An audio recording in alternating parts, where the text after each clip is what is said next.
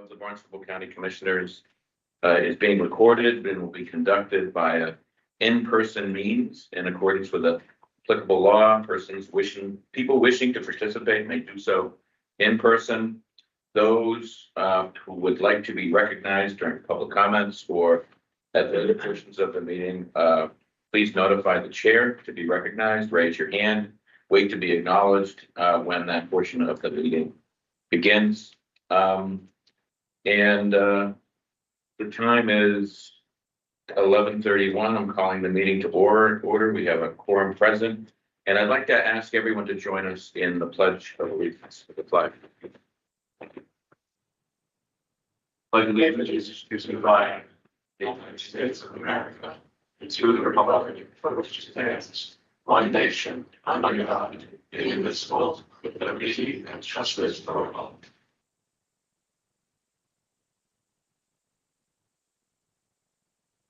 Now, I would like to ask everyone to join us in a brief moment of silence to reflect on the bravery and the sacrifices of those who have put their lives on the line in service to our country, protecting our safety, protecting our freedom and our democracy.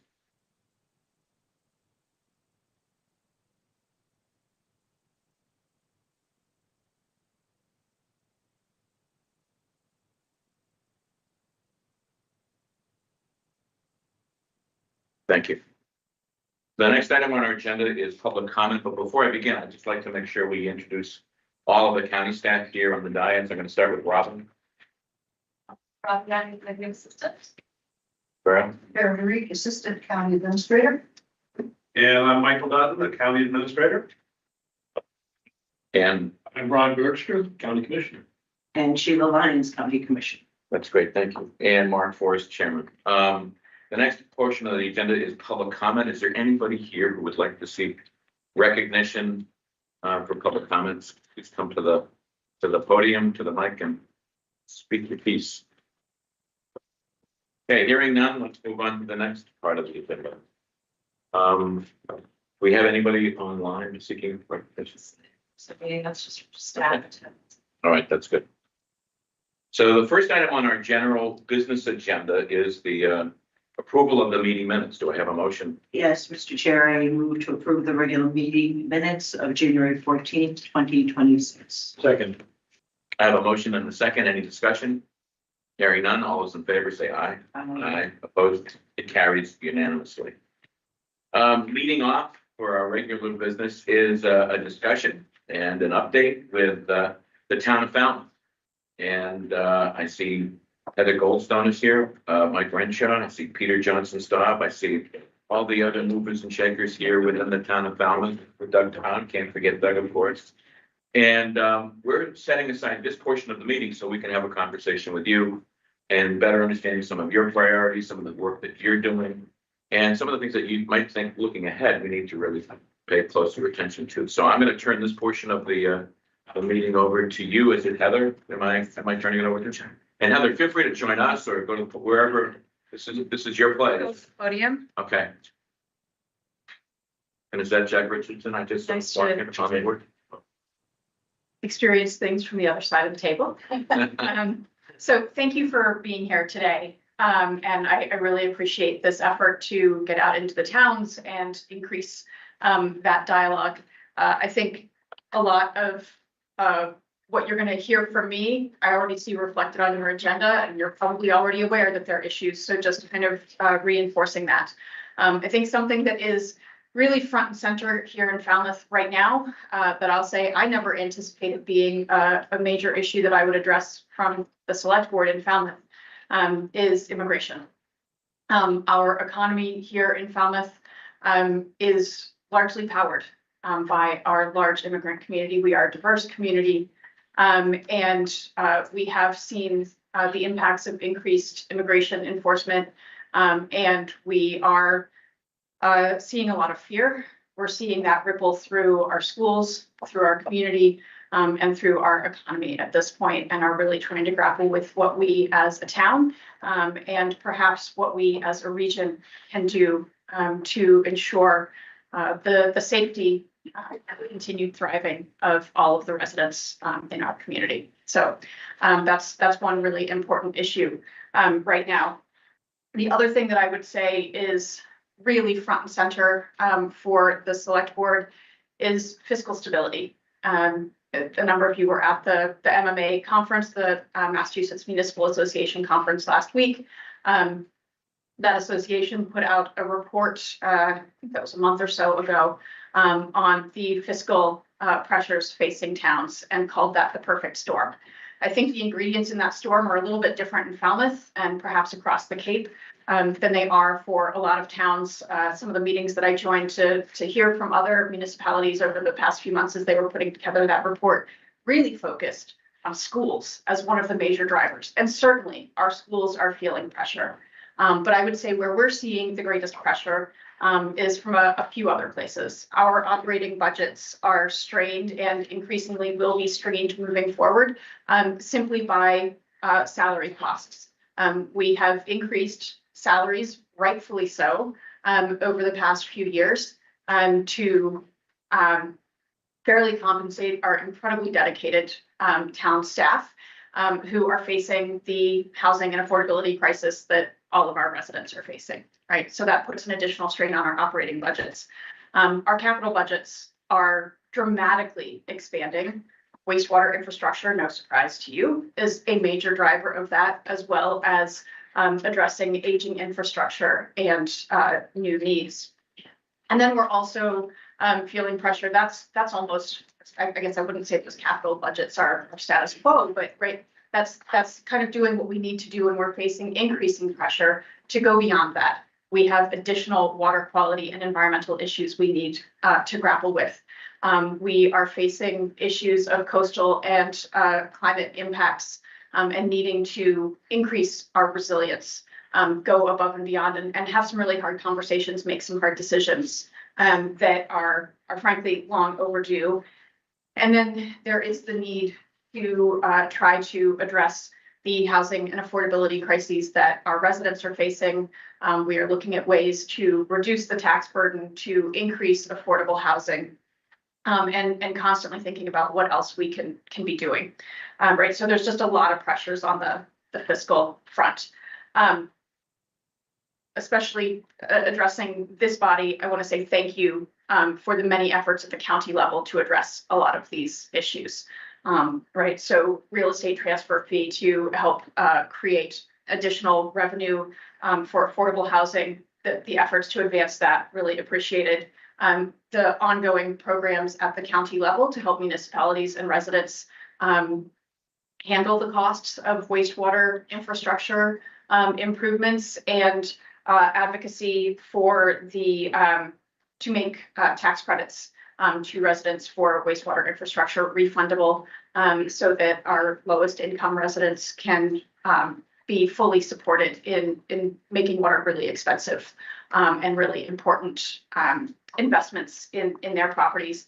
And later in your agenda today, the dredging system, right? I would say, if anything, and I'm sure you hear this from everyone all the time, we need more, right? Where everybody's constantly scrambling for the resources within the time window to be able to do the dredging that we need to do, to be able to nourish beaches on the other end of that equation. But that program obviously really vital to our town.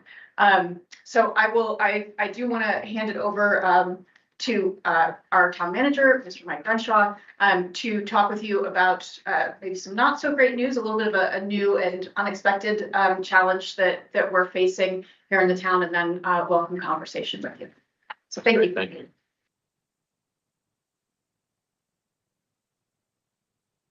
Morning, commissioners. It is a pleasure. First off, I want to thank you all for setting aside time to come out to the communities. I think this is a great initiative. We're happy to have you, hosting you here in Falmouth. As a former county manager in North Carolina and Georgia, I have a tremendous amount of respect for what you all do on a daily basis. And I certainly have a lot of respect for Mr. Dutton and the work that he does and his staff. So I appreciate the role that you play and the importance of it. I want to, in the 2.5 years I've been here as Falmouth Town Manager, I've had an opportunity to work very closely with a couple of those functions at the county level. Really pleased. I know on the agenda later, we're going to hear from the Mastech folks. What a tremendous asset that is for the community, for the region. And working with Brian and the folks at MassTech, I've been nothing but impressed with the professionalism and the dedication, and the amount of knowledge that they bring to the table. So thank you all for supporting that effort. I also am happy to report that recently working with Michael, the county administrator, I think we're close to working out terms for a joint composting initiative. I think that's going to be a huge, tremendous upside. So we're all excited about that over at Joint Base. I think it's the pilot site. So a lot of great opportunities facing us, but a lot of this, Vice Chair Goldstone mentioned a lot of challenges as well, financially, fiscally, and otherwise. One, too, is the Vice Chair said recently, last week, I was briefed on an issue that I wanted to bring to the Board of County Commissioners' attention. It's the southern pine beetle. We recently had a positive identification here in Falmouth. It's limited, but because of the weather, we can't really get out and determine kind of the extent of the issue. But our tree warden, Jeremiah Pearson, met with myself and other staff, and we had some membership representatives from the 300 committee and DCR that were on site last week to kind of talk about it. As you all know, you may know, it's been over on the vineyard for some time, and they've tested some different approaches. The conversation I wanted to have this morning with the county commissioners is to find out perhaps what resources might be available at the county level. I know this is typically handled at the state DCR level, but I think importantly, what we're trying to do now is I think community education is going to be tremendously important. We need to get a better handle on the extent, I said, as the weather improves, so that what we're trying to do now is mobilize a volunteer base, train some volunteers to go out and kind of monitor and report through GIS applications, so we can get a better, more definitive understanding of where the southern pine beetles are. It's, like I said earlier, it's a limited geographic area now in town, but as you all know, unfortunately, they spread very quickly. And there's just not, unfortunately, a whole lot that can be done to eradicate them once they take a foothold. So we're trying to get an early start on it. And again, it was just reported last week. So I wanted to get that on the radar of the board so that folks are aware of it. And certainly we're going to do some community outreach and education here in Falmouth and in the surrounding communities. Hopefully we'll hear this and also take notice, because again, they spread very quickly. And I brought our tree warden and DPW director if there's any kind of specific technical questions that I can't answer if you have time for a discussion on it, so that they can help us out with some of those details. But again, thank you all for being here. It's a pleasure to host you, and I understand we're the first of these meetings. And, so the roadshow, thank you. And we're really honored to have you this morning, so thank you. Thank you. Thank you. Thank you very much. Now to begin the conversation, I'd like to start off, if it's okay. I want to commend the Falmouth board for having a very sort of thoughtful and respectful dialogue on the topic of immigration. Mhm. I think, as we all know, this is a very challenging topic for discussion, and I followed the meeting, I followed the coverage in the media, and I thought you did an outstanding job in creating a space and a place for the community to have a conversation about this topic. It's a really challenging one, and I think you really did a wonderful job in bringing the community together to speak up. I even want to commend you from the dissident from Yarmouth who was invited, or who was allowed to give permission to speak. The fact is, you've opened it up for people from all across, not just Falmouth, but from around the Cape, which I think is important. My question for you on this, and maybe it's best directed to Heather, is I got the impression that you're thinking of doing a series of these forums and discussions. I'm just curious if you could talk a little bit more and expansively about where you might see this go. And obviously, we have other select board members here as well. I think we're all interested in hearing from what you all have to say about where this is going, and if you're going to take a stand or a position or provide some guidance. I know our police departments are somewhat challenged by this as well. Well, I'll take maybe the latter part of that question first. We did issue a statement in July of this year calling for ethical behavior on the part of federal law enforcement officials, calling for traditional collegial communication with local law enforcement so that we can be better aware of when and where there might be disruptive activities. So we have, to that extent, I think, taken a stand. And that is a statement that we, in reading back through that statement, Jack, actually, Mr. Richardson read that at the forum that you were referencing last week. And I think hearing that, all of us had a moment of just going, wow, the world has changed a lot in 7 months. And it may be time to revisit that statement. I think as with many groups, individuals, other municipalities at the county level and at the state level, we're still really grappling with what might be in our power to control and to do in addition to a statement and kind of taking a stand. But that's what we have done to date. In terms of additional meetings, I think we went into that forum with an open mind, that we were not that we had a set plan for a series of 5 events of X, Y, and Z format, but really wanting to see what we heard from the community in terms of appetite and needs. And one thing that we heard was a lot of interest in additional training in how to be effective bystanders and how to de-escalate tense situations. And there was an offer from our police lieutenant Hurt, who is our ABLE certified officer, active bystanders in law enforcement. Yes. Is that what ABLE stands for? He's trained to actually be a trainer in active bystandership. And so we're exploring what the options might be, whether it's, he made an offer of collaboration to help train residents in active bystandership. So we're exploring whether that's the right avenue or some sort of other offering to the community, so that our community members feel more equipped to handle really tense situations that they might encounter.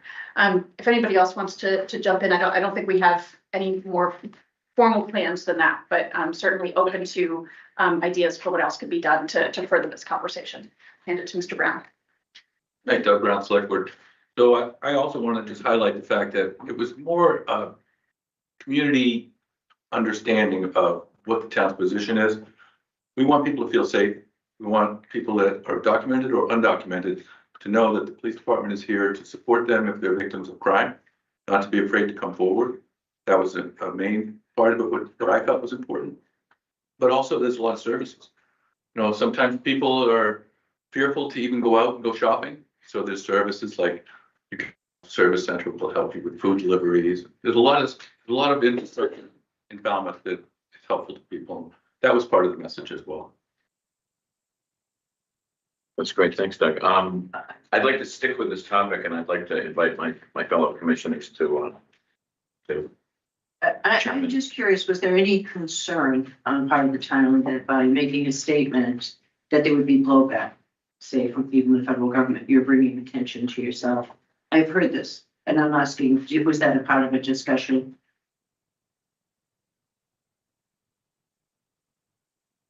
Jack Richardson, Select Board, and now I guess a groupie for you guys' meetings. It's the second in a row.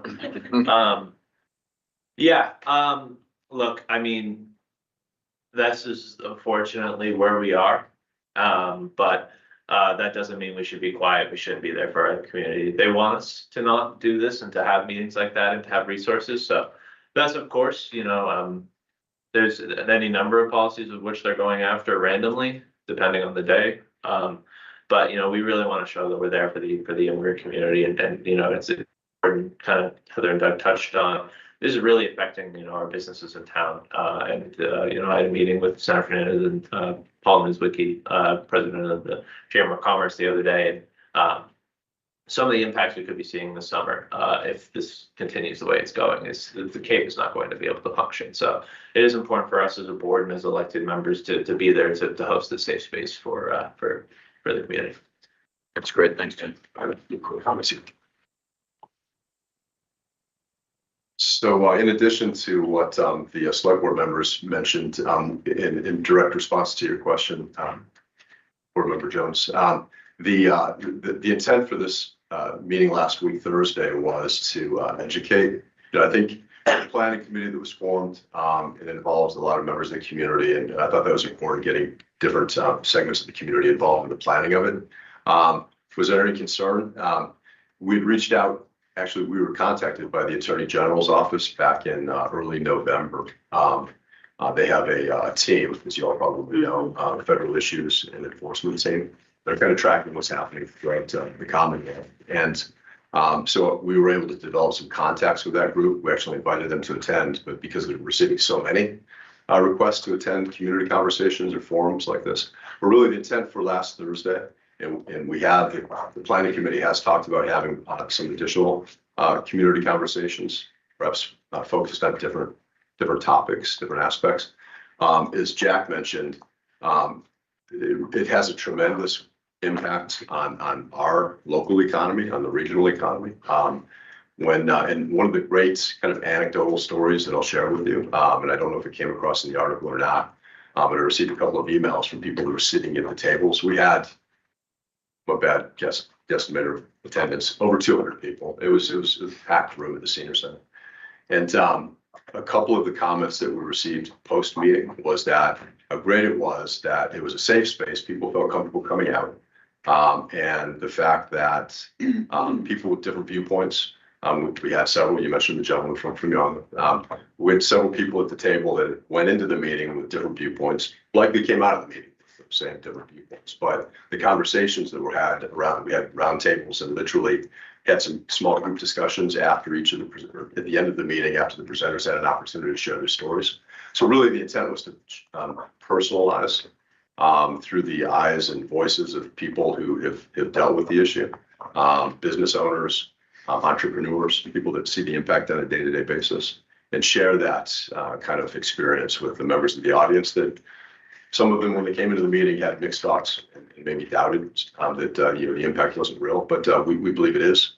So that's what would be the primary focus of this meeting was for. And hearing from the folks after the meeting, thanking us for creating that safe space and allowing people of different viewpoints to sit around and discuss without raising voices. I mean, it was the meeting was everybody practiced perfect civility and was just exchanging ideas and information. And I think that was the most valuable thing. The major takeaway that I had coming after following the meeting was that people can still go into a meeting with different viewpoints and perspectives, but share information and perhaps come out with some additional information that they didn't have before. So, Very good. Great. Commissioner Lyons? No, I just feel that it's so ironic that we're going through this at our 250th anniversary year. It's almost the same battle, but we're fighting ourselves this time. And for people who don't, say, oh, why do they protest? If they just got out of the way, these things wouldn't be there. That you hear that a lot from people in Minnesota. They're against this. Just why are they there?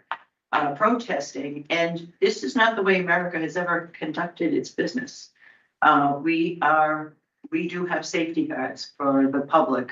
Some of them are flawed, some of them are always executed well, but they are there. So I also agree that we cannot be afraid to back down on that.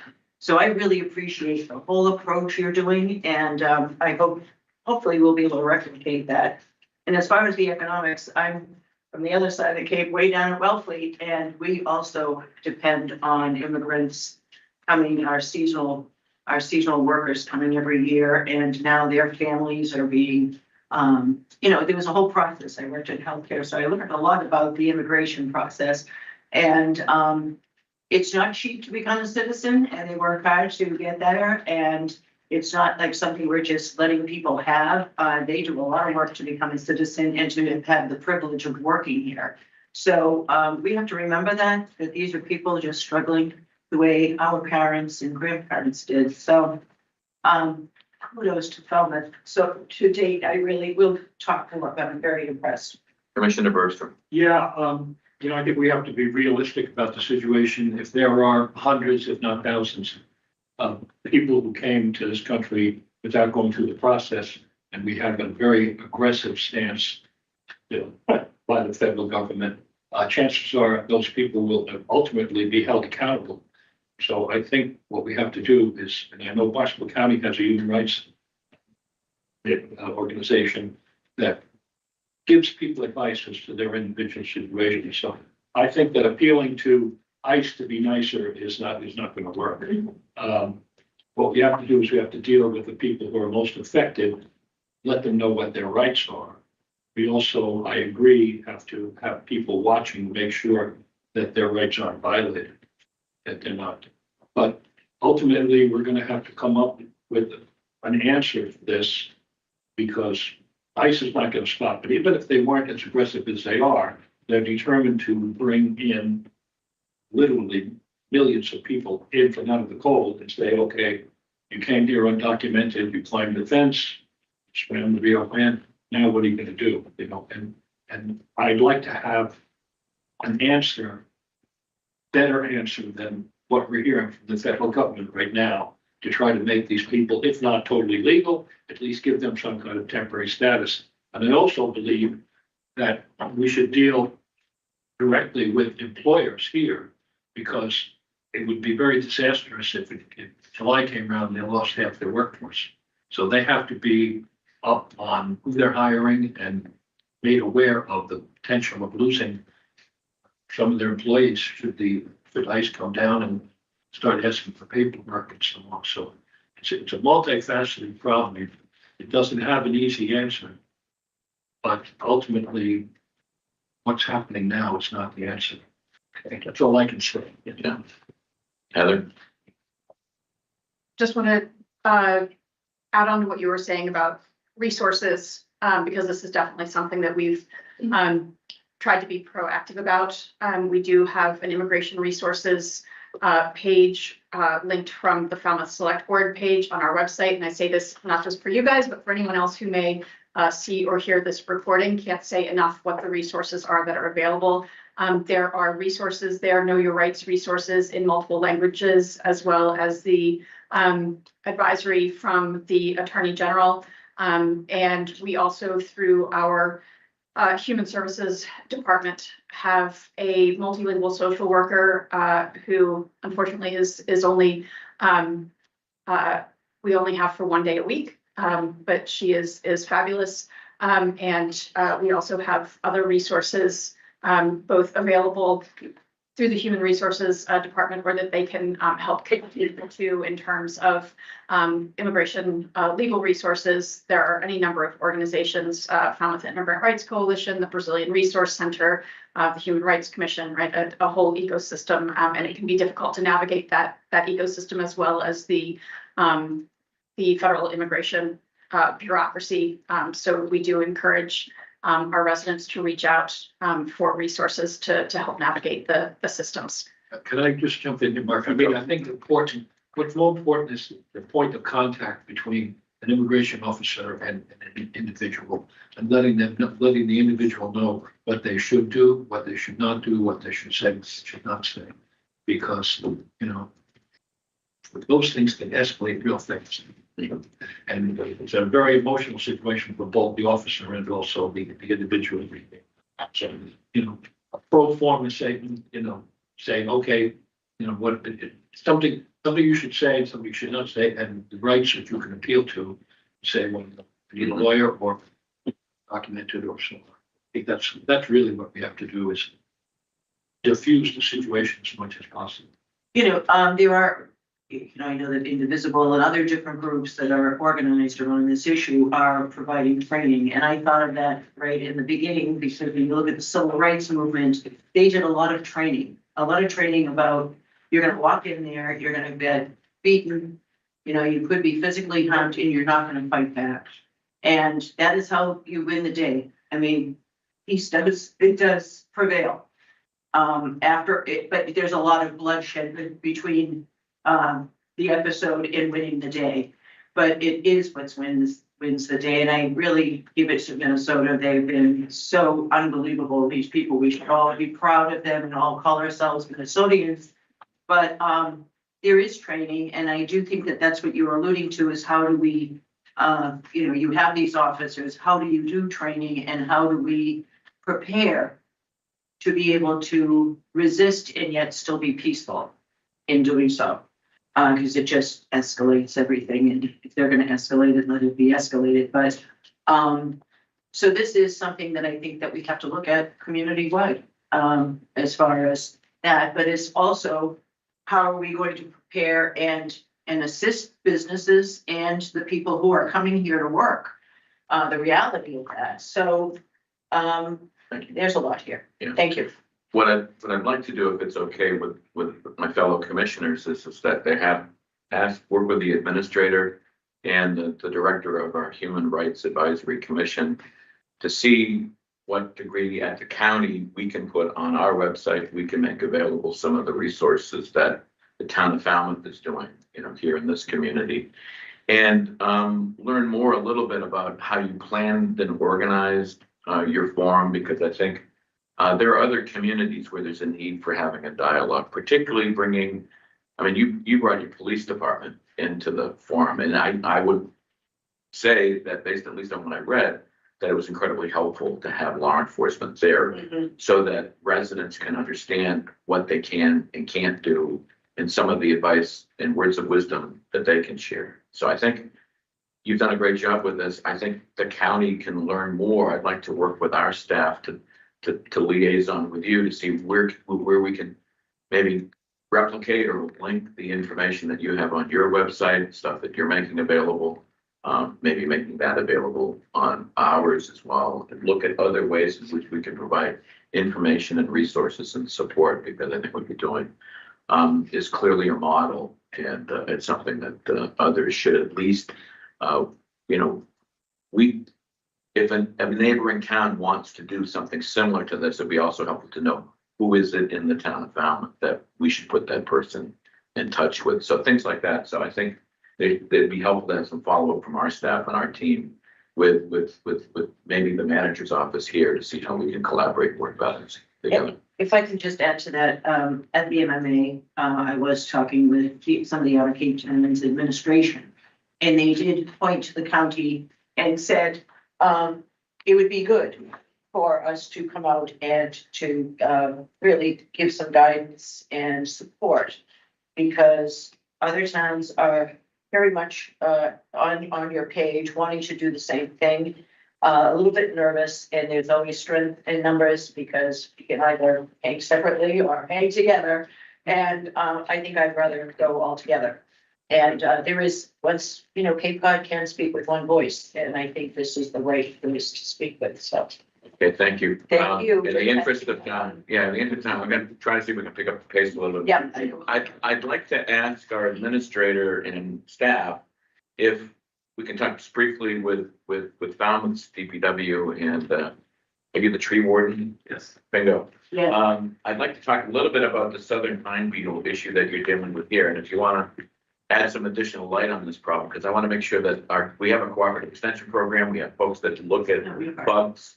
And, you know, if we can have our bug people work with your bug people, you know, maybe we can get somewhere. I have been in communication with our cooperative extension. I found it.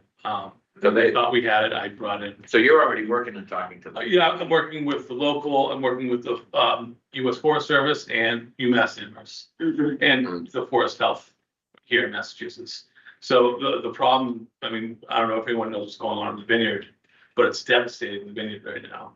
And how we're gonna manage this is really unknown. They're trying different tactics there, mostly forest thinning. It's something we need to think about how we're gonna respond, because they go after pitch pines, and Cape Cod is mostly pitch pines. Right. And it's all unmanaged pitch pine. right. So the density is very high, and that attracts beetle and causes a thing a bit like a fire. If you've got a lot of close proximity, it's gonna burn, it's gonna go right through. Does it create a risk for fire? It could, yes, It could, Yeah. if not managed. if not managed properly, yes. Yeah, That's great. managed forest. So we're gonna have to put that on our agenda as well, so thank you. All right, Is there also a beetle with a lantern in it? Is, the lanternfly? yeah, Yeah, that's a completely different, obviously. problem we might be having as well. I think, there's been some of those on the other cave. Yeah, Yeah. there possibly could be.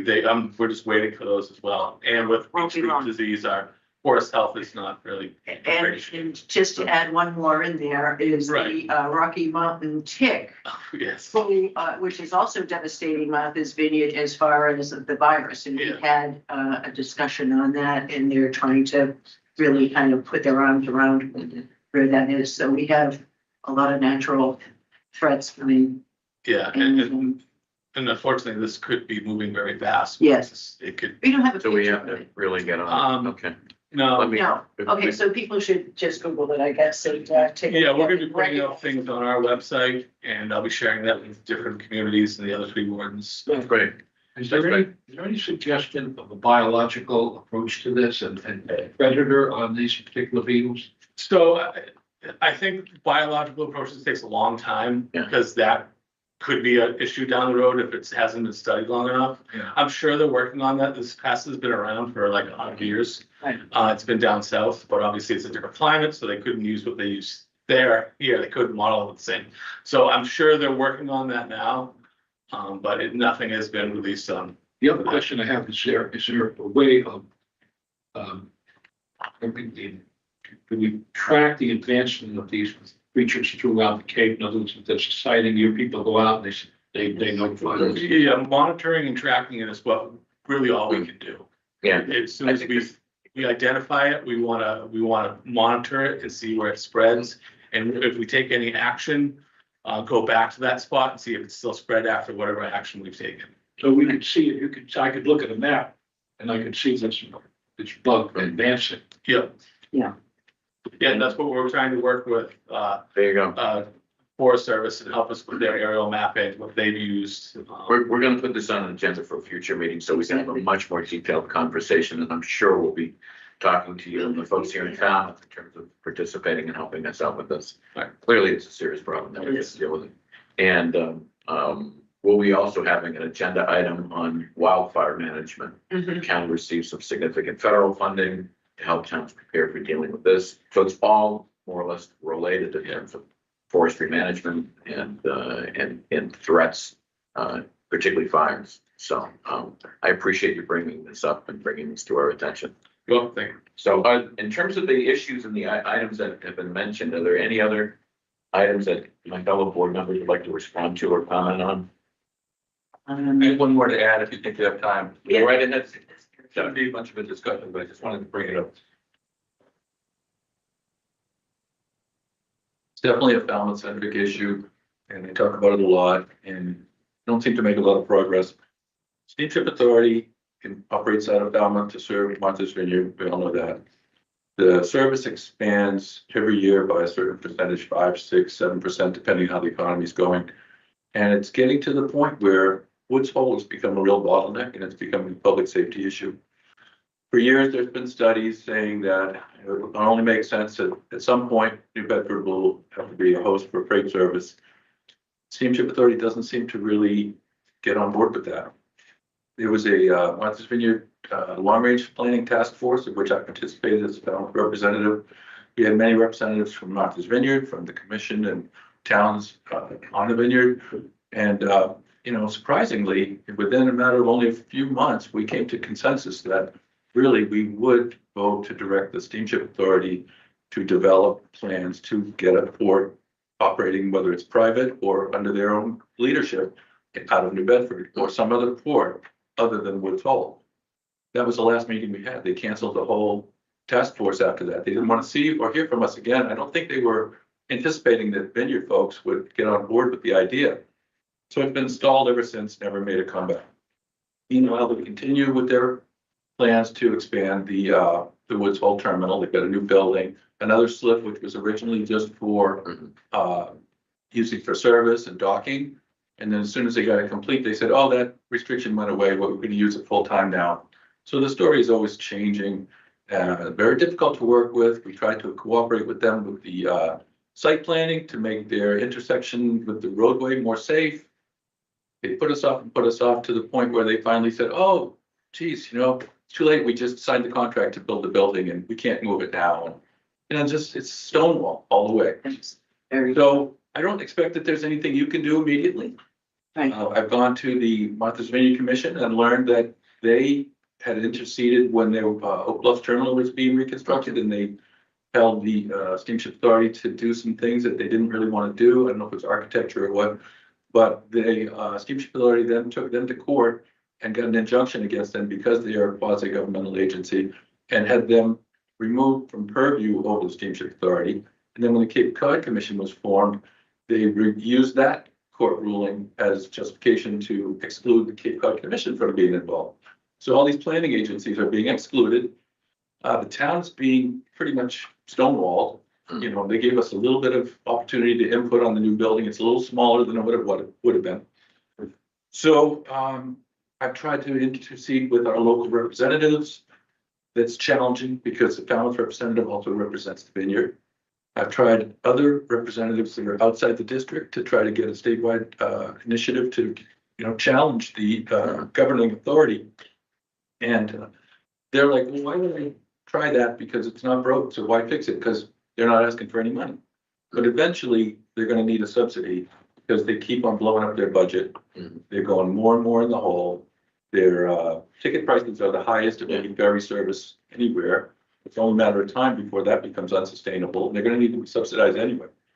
So what I'm hoping to do is build a coalition of political will and then take it to the legislature and hopefully get some movement. Because I don't think the Steamship Authority should be licensing other carriers. Now that the wind industry has slowed down, there's interest from people in New Bedford in whether or not there'd be a Steamship Authority. But yet anything that gets put onto the transit route has to be licensed by the Steamship Authority. It's a conflict of interest. Right. I don't think that should be in place. So there's a lot of things I think could be changed Yeah. to be more improved. So just want to put that on your radar. No, thanks for flagging this for us. I think, as you've mentioned, it would be important to take a look at how we can better alleviate some of the freight traffic that comes through here. There's no question about it. It's a factor in terms of sustaining the longevity of the bridges. It's always been an issue that's been overlooked as well. So, Strategically outside of everyone's purview, but we have to do something. well, I think what we need to do is we need to stay focused on it. And as you develop your coalition and as you develop your recommendations, keep us in the loop, keep us involved. Right. Okay, thank you. All right, that's great. Mark, Yes. yes. Real quick, Commissioner. Yeah, there's a ferry service that runs from Harwich to Nantucket. It's privately owned ferry service. They must do well because they've done business for years and years. You're saying that a private entity could not run a ferry service from, let's say, the Bedford to the Vineyard unless they were authorized by the steamship. Absolutely. Yeah, that's under the statute. Yeah, recently one successful candidate was 41 North. They operate out of New Bedford. Now, Mr. Packer has an operation that was in place before the Enabling Act was, so he's grandfathered in, but he's limited as well. He at one time he tried to move rental cars on his barge and he got sued. And so the Steamship Authority sued him because they said, hey, you're taking our business. That's our revenue. We need that revenue. So they guard the revenue and they don't want to share the port. They gave 41 North one trip a day. It's almost like they're trying to make it not successful because they don't want help because they want the revenue. But they can't have everything going through Woods Hole. Right. It just doesn't make sense. So that's where the subsidy is going to have to come in. Right. Subsidy is going to be needed to develop the port in New Bedford unless private interest can do enough volume that they don't need to subsidize. Now that the wind industry's moved out, I've already been hearing from people that are interested to know if it's something that's possible. So I'm hoping to set up a meeting pretty soon, but we'll see. Thank you, Doug. I agree. Woods Hole should be under too much pressure. It really is, has been for a while.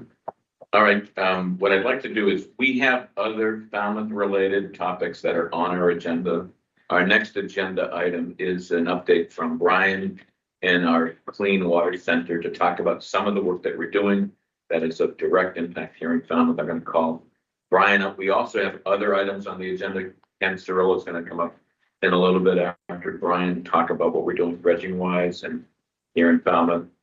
And then I'm going to ask the county administrator to give us an update when his agenda item comes up, talk a little bit about where we are with composting and that regional initiative that you folks have been incredibly helpful to us with. So Brian.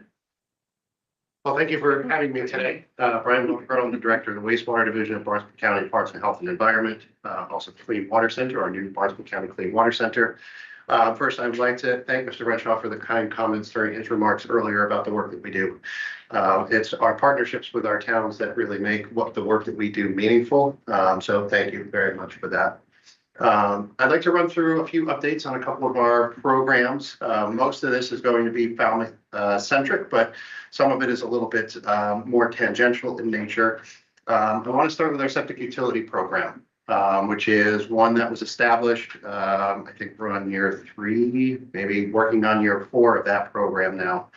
The septic utility program, just to remind those who may not be, who have heard about it, and to inform those who aren't familiar with what it is what is called in government parlance a responsible management entity. It is an organization, could be governmental, could be private sector organization that is responsible for the continuing management of on-site wastewater treatment infrastructure. So really looking at backyard systems in residential areas. When we started the program, we called it RME. We knew what RME was, so we switched to septic utility program because it's a little bit more easily identified. But it is a suite of services that are associated with managing on-site systems. It can go from merely providing what we do now, which is database tracking support for on-site systems, where private sector companies are providing operational data, monitoring, et cetera, that goes into our database, which is beneficial to the town because they don't have to toll all that data themselves, but they do have access to it. And it can go all the way up to RMEs owning the technologies that are putting in folks' backyards. They're managing them, they're operating them, they're sampling them, which is much more utility-like in nature, more like you would think with like a sewer utility. This program we had always intended would fall somewhere in between, very little management and kind of what I don't think we'll ever be able to do in the state of Massachusetts because we're all too darn independent, which is that sort of ownership and management model. So that's the basic concept of what the septic utility program is. Here in Falmouth, we've been working with the Water Quality Committee for a number of years. We've spoken with the boards of health, town staff as well. So the town of Falmouth is right now, and I don't want to speak for them, but I will for the sake of this discussion, they have been going through an exercise of identifying areas of town in which they believe that on-site nitrogen removing septic system technologies would be beneficial to use as opposed to sewering certain areas of town. They've referred to them as geozones in all their meetings. And these tend to be concentrated areas which are in close proximity to some of the embayments where they don't anticipate being able to sewer in the near term or really at all. So we've been working with them to identify those suite of services that the county could offer through its septic utility program to help the town of Falmouth work through that process. And it's really focused more on the, the sampling and operation aspect of things.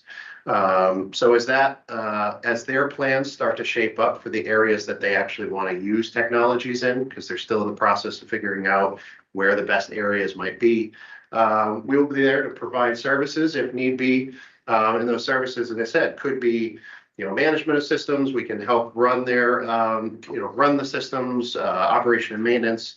Or, as always in the county, we always fall back to, we'll give you consultation. We'll help you set up your own responsible management entity program.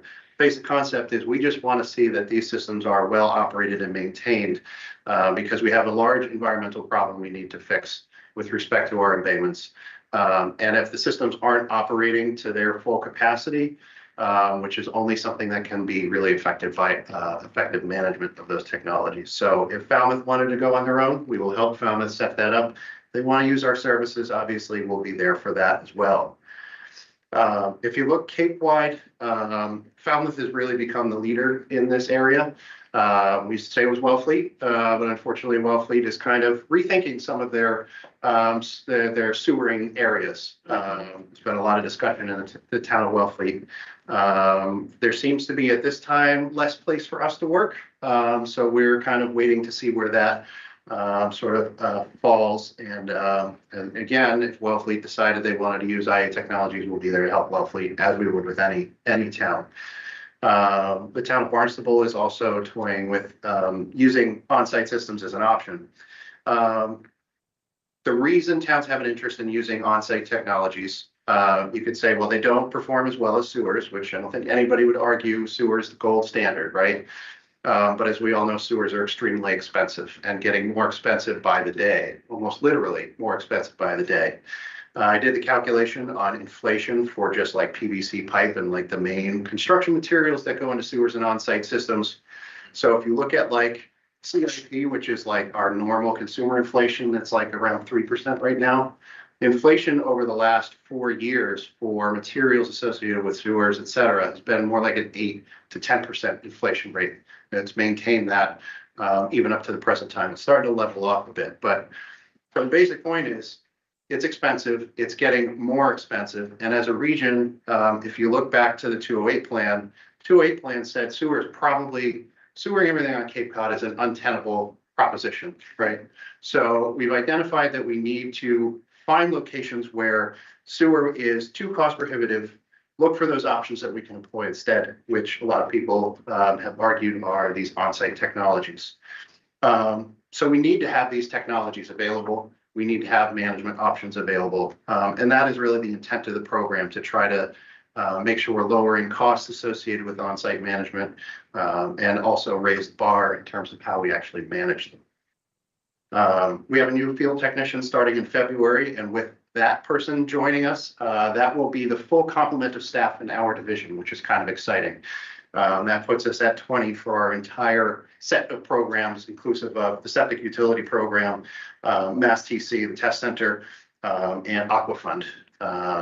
So looking forward to having him join us. We've been doing a lot of work towards workforce development. This is a drum that I've been banging on for a while with respect to really the whole industry, whether we're talking about on-site systems or sewers. We face a dearth of people who are entering the industry, and we need to fill those, entice more people to come on board and to give them a set of skills to be able to not only operate on-site systems, but operate and maintain our treatment plants and all these billions of dollars that we're investing in treatment infrastructure. That workforce as it stands is just not there right now. Putting all this stuff in the ground, and we're not going to have anybody to run it. So to that end, one of the things we've started working toward is to put together a set of certification classes for on-site treatment operators to sort of elevate their set of skills and knowledge in operation of systems, and really focusing on those nitrogen removal systems first and foremost. But I think ultimately that is just the start of what we could do through the Clean Water Center.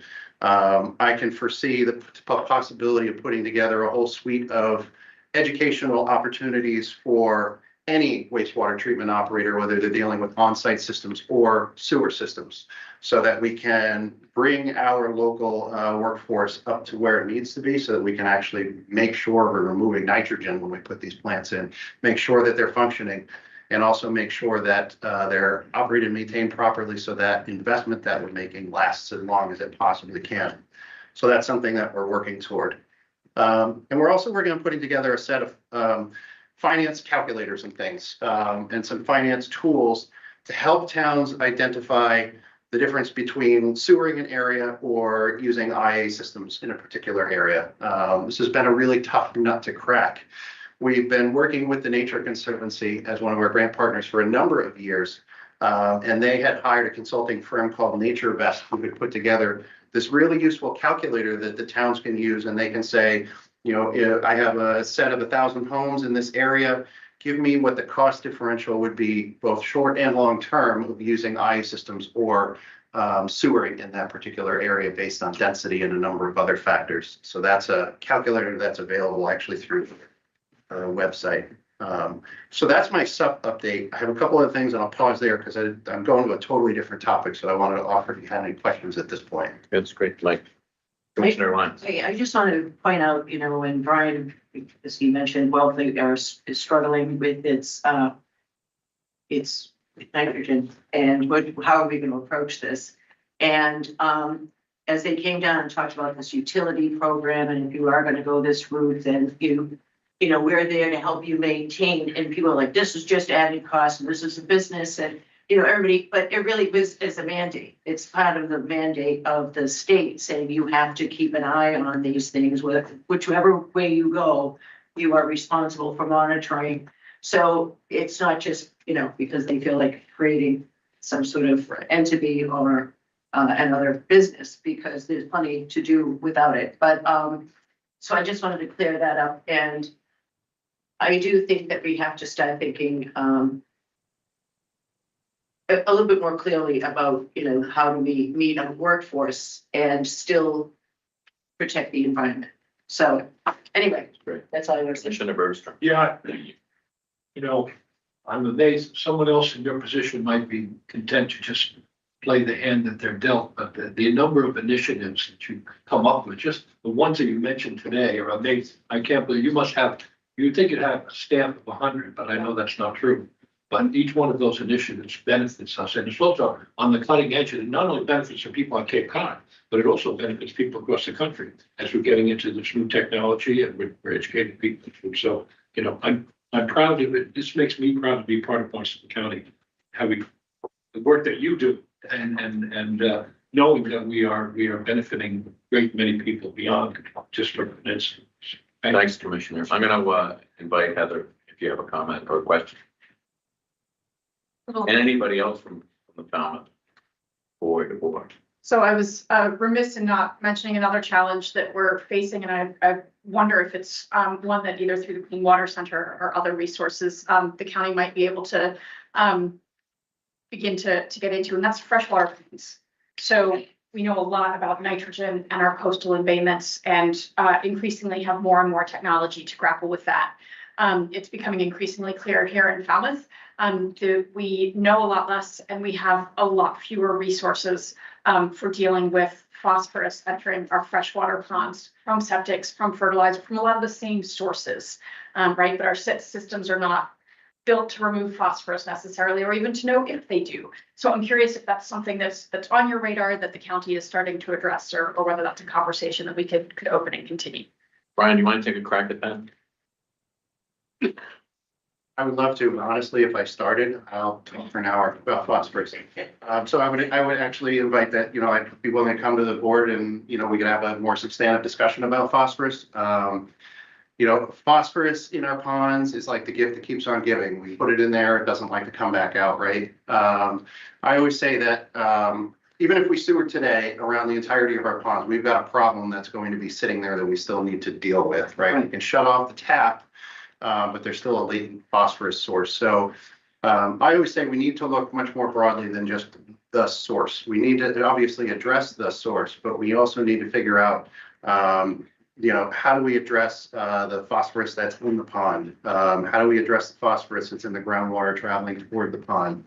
How do we make sure that phosphorus isn't entering the fertilizers, et cetera? And every single pond is different. They're like little fingerprints, right? We have 800 little fingerprints out there in terms of our ponds. And you need to do a lot of the research ahead of time to figure out the best approach before just rote applying a single paradigm to any one pond. So sewering is part of the option. IE systems are part of the option. Putting in bigger vegetative buffers between houses and the pond shore is a really important aspect, because when people come through and they cut down all the trees and make their nice green lawn go all the way down to the pond front, you're creating a nice conduit for rainwater and phosphorus just to make its way right into the water. So it really needs to be a much more holistic approach towards the ponds. You know, our marine embayments, once we've shut off the nitrogen, they flush themselves out over time and they'll recover relatively quickly. We've seen that with the Mara Vista project and some of the EPA work that's been done. We're seeing some recovery on that side.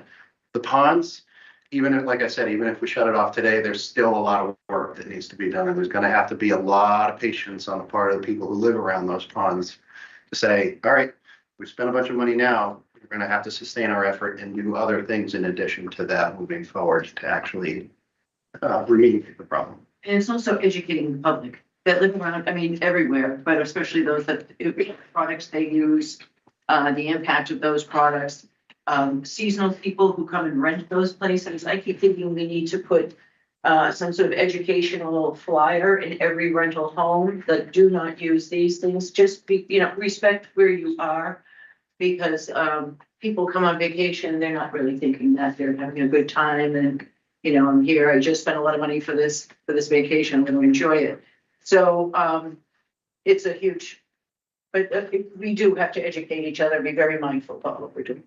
Commissioner Bergstrom. Oh, just, I could echo what the Commissioner Lyons says. It's the responsibility of people who live on those ponds to make sure that the ponds are clean. I had somebody come up to me once in Chatham. He wanted to hire some lawn rakers to make the weeds out of the pond behind his house because it was good for swimming. And I tried to explain to him that if he watched more, if we're more concerned about what he was putting into the pond, we wouldn't have the undesirable growth that he has in there. And it's an issue because, and I've seen this working on the water, you look around, there are a lot of lawns that come down to, the ponds. And, they bring their attitude of what a house and a property should look like from somewhere else. You can't do that, okay? And the ponds are, to me, almost an untapped resource because it's so, if you have a canoe or a kayak, I go to some of these ponds that I've never been to, and it's beautiful there, and it's not crowded and so on. So it's something that we should treasure and produce the information that people need to understand how they can keep it. I think, Heather, you've hit a nerve. Yeah. The reality is that we have a pretty good idea what to do about nitrogen, but we don't have really the game plan figured out yet on phosphorus. There are ideas, there are approaches, but we need to get that problem much further along in terms of creating a clear set of tools and options with financing. Well, for that matter, to use the fingerprint analogy. Yeah. We don't have the 800 fingerprints documented yet, right? So even just Right. testing, monitoring, Yes, understanding the state. you can only do so many per town, right? We don't have everything. Right? Hey, Doug Brown, I'd like to make a plug for Brian's program of monitoring the denitrifying septics. It would be great if that was a Cape-wide initiative, if it was a county-sponsored thing, even better. In Falmouth, we're gonna have probably about 7,500 folks that are gonna be mandated to install denitrifying systems of some sort or another. Mhm. Maybe your diverting toilets will save them some money, but we don't even know if that's gonna happen. The problem with these denitrifying systems is the owner has to be invested in making them successful. They have to be willing to do the testing and keep up on it. And if they don't work. And if you have people that are resentful of having to pay for it in the first place, and then resentful of paying for the monitoring, it's almost a recipe for disaster. Because then the health agent has to enforce the monitoring and people are reluctant and it's put off and it doesn't happen until they're really forced.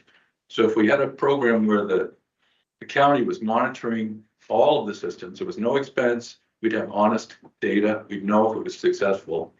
So I think that's really the only way it's going to be able to be done. I agree. Good point. All right, let's move on to now, how long is this gonna take, Brian? I'm gonna go through, so I have some Clean Water Center updates for you. I'm just gonna zip through that real quick. So our laboratory facility, which is funded through the Mass Tech grant that Mark worked with us on. So we're working through an owner's project manager right now. We've got a design RFP that you're probably gonna see in the very near future for that. Hoping that we can get the construction somewhere late this year and get that facility up and running in early 2027. Non-sewer sanitation systems. So this is what we've referred to as the Gates project. So this is the Gates Foundation project. To give you a brief update on that, we are deep into the ISO accreditation process to make sure that all of our facility meets international standards for testing laboratories. We have a lot of site work underway right now to get the site ready for the first test system, which is expected to come in March of this year. So we're humming along really quickly to meet that date. It's a heavy lift and I've got the greatest staff in the county, which is why we do what we do so successfully, Ron. That company is coming to us from South Korea, actually. So we've had some really late meetings working with them. I'd love to come at some point and give you a much more in-depth update on some of those things, but I'll kind of leave it at that on that piece. And I want to jump over to talk about urine diversion because that is one of the hot topics in Falmouth. So for those, the uninitiated, urine diversion is a very basic concept which says, don't put urine into the waste stream that you need to do something with to treat it and remove it, separate it out and utilize it as a resource rather than as a waste product. We've been working with the town of Falmouth on a project for, I don't know, 3 years. Peter has put in extensive time on this. Mike has really put in a lot of time as well to get this project to where it is now. But the ultimate plan is to install a number of urine diversion fixtures within the town of Falmouth so we can get a proper assessment of how well or how not so well the paradigm of urine diversion works. We've had an IMA with the town, 233,000 total over the last few years to get the prep work done for the setting up this bigger installation project. A lot of that is working through regulatory approvals, and there are multiple levels of approvals for this project. Because not only are we dealing with something that DEP has not really fully understood until recently as an option, but we're also dealing with the plumbing board for fixture approvals. And most of the fixtures we're looking at right now come from Europe, and the plumbing board is like, oh, European fixtures, I don't like that so much. So having to go through that process. Brian Horsley is the lead on this, and I'll tell you, he has done a yeoman's work on this project in just getting the regulators informed and to where we need them to be so that we can move the approvals along through the process. One of the major pieces of this was to identify, once we've separated urine, what can you do with it? Are there safe ways of using it? Urine contains, obviously water, but there's a lot of nitrogen, a lot of phosphorus within urine. It contains, depending on the estimate you're looking at, somewhere between 80 and 85% of nitrogen in our wastewater stream, and a little bit less on the phosphorus side of things. So if the promise of urine diversion is that we can actually take out that nitrogen and phosphorus from our waste stream and turn it into a usable product, then it also would obviously reduce the amount of treatment we would have to do on the other side, right? But we need to find where that can ultimately go and utilize it as a fertilizer. There has been some significant progress there. MDAR, I don't remember what the acronym stands for, but they basically regulate all fertilizers in the state. It's the Massachusetts Department of Agriculture. Thank you. They have actually approved a couple of urine-derived fertilizer products. So you can actually order these, I think, online or go into a store. There's one called WeBloom. There's another, I forget the name of it. They're powdered fertilizers. So they've actually removed all the water and just kept the good stuff. So we need more of those types of product developments to come along so that we can actually put the urine somewhere once we've separated it out. As part of that, again, with the IMA with Falmouth, we're identifying the locations within town that would be most beneficial for the project. We need certain characteristics of the home to make sure we can collect the data that we need to demonstrate whether the paradigm works or not. And that set of assessments is in conjunction with a company called Nutrient Networks, which is later on in your agenda. We have a contract we've been working on with them. They're providing consulting services to help us do those location assessments, among other tasks in the project. And then more recently, within the last round of Massachusetts DEP 319 grants, the county received $417,000 to actually install, operate, and monitor 25 of these urine diversion systems in Falmouth watersheds. The 319 grant program required had very specific stipulations on where we could operate, and the watersheds will all be located in Falmouth. So Brian has been working on identifying those houses, and then once we've identified them using the 319 grant money, we'll be able to subsidize some of the cost of installation. We can further incentivize what are frankly some very motivated homeowners already, but give them an additional financial incentive to participate in the project. That will allow us to assess the performance, get better data on how much phosphorus and nitrogen these fixtures actually remove, and then also assess that whole management piece of it, the after separation and what you do with it, Is it cost effective, et cetera? Is it a legitimate option? With the ultimate sort of deliverable of this whole project is that the town can then take that set of data and that information, look at their watershed plan and say, well, maybe we allow some urine diversion in this area. It might make sense here. Maybe we can supplement some of our IA systems with urine diversion. There's a lot of different ways you can sort of approach it from that point. But that's the major urine diversion update. There's a whole lot more to that, and I could speak for an hour on that, but I'm going to stop there and invite questions. It's great. Thank you. Commissioner Lyons. I don't have a question, but I do want to say that I can't have people talk about urine diversion without mentioning Matt Patrick. Because Matt Patrick was on this 18 years ago. He got a lot of guff when he would bring it up from people in the State House and all around, like, go away, that's not even realistic. And he was ahead of his time, as it turns out. If we had focused more on that, we might have had a better solution than sewering everything. But I have to always think about that because he took a lot of abuse by saying urine diversion, but he was right. And God bless him. So thank you. Thank you. Commissioner Bergeron. Yeah, this is a topic I tried not to think about. And I'm glad that we have you to think about it. So I don't have any questions. You pretty much covered it. Yeah, I'm gonna ask our Falmouth friends, any comments, questions? Obviously, you folks are, as you can see, very active partners with the county in terms of doing some very exciting stuff. Doug? Hi, Doug Brown again. I'm excited to have the opportunity to have people that could have this lower cost option because, as I said, 7,500 folks are going to be faced with either a replacement of their septic with an IA, which could cost 50, 60, 70, depends on where the existing one is and what the terrain is like in their yard. Could be really expensive, whereas this could cost, fraction of that. We don't know exactly because each house is different, but I expect it to be a lot less money and also could be useful. Imagine if we had Cape Cod fertilizer, Cape Cod potato chips sell. Fertilizer probably worth it. There you go. Yeah, maybe not. But Very good. but you also have a demonstration of a urine diversion toilet on the site. So if anybody is not familiar with it and it sounds kind of scary and nervous, I encourage you to take a visit up and see Brian. Yep. We have one at the Clean Water Center as part of the Gates project.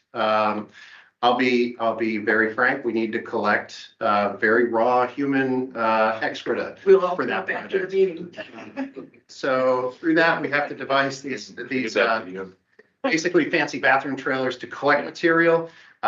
You will probably see those around at a beach or event near you in the coming months and years as we try to do those tests. That's great. But Thank you, Brian.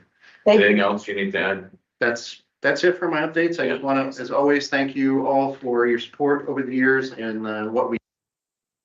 Without your support, we can't do the work that we do. Further to Ron's point, I just set a vision. My staff are amazing. They're the ones doing all the hard work. They're the ones who I hope are providing that inspiration for you.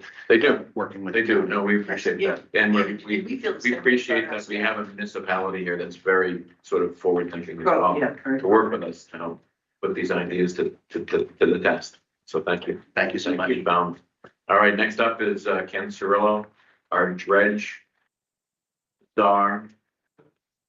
It's a tough act to follow. And phosphorus, nitrogen, and Sand. $3 each. So I'm Ken Cirillo, the director of the dredge program. Thank you for having us here. This is going to be a two-part presentation. The first one will be on kind of current projects where we're at right now, and then we'll kind of roll back on some of the development work. And stop me anytime at all. So the primary mission of our program really is navigational channels, getting them clear to their design depth. Secondary benefit has always been nourishing the beaches. And we also see a lot more that takes out, depending on the project, rebuilding shorelines, improving water quality with flushing, and building habitat.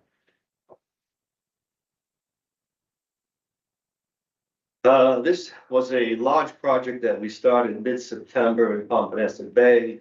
Every year, we usually do a very small project, 5,000, 7,000 cubic yards. to clear the channel. After 10 years, the town and St. Poppy Bay had a permit to do longer, wider, deeper. It expanded the whole depth of the basin prism of the channel. Put a sediment catch basin in, a very, very big lift for us. You know, we ended up using 2 dredges on this project for about 3/4 of the time, which helped on operational efficiency. The overall target volume, it started off very low at about 45,000 cubic yards, and it ended up being 57,000 cubic yards. It was the biggest project the county ever did, and incredible amount of work by the crew to pull this off in a relatively short period of time under really tough conditions. We lost about 50% of the time of dredging days due to weather, which is much higher than normal, especially for this area. But again, you know, the achievements is that we did two dredges, largest project, and typical challenges that we always have. Delayed start because of shorebirds that were departed. And we had to wait another 2 weeks into September when we were ready to go. A very hard packed sand, which does impact how quickly we can dredge. So we ended up finishing this project, and again, for the county dredge, really a great achievement. While we were there, we took advantage of doing a small project inside what they call the 1916 entrance channel. So we finished this project very quickly. It ended up being much smaller than had forecasted, about 2,200 cubic yards. But since we had the dredge there, since the pipe was there, we decided to go ahead and do that. We did survey for another project on the inner channel, but there was really not enough shoreline to justify doing that project. Then the long haul to Truro and Pamit. This is an annual project that you have to do for the town.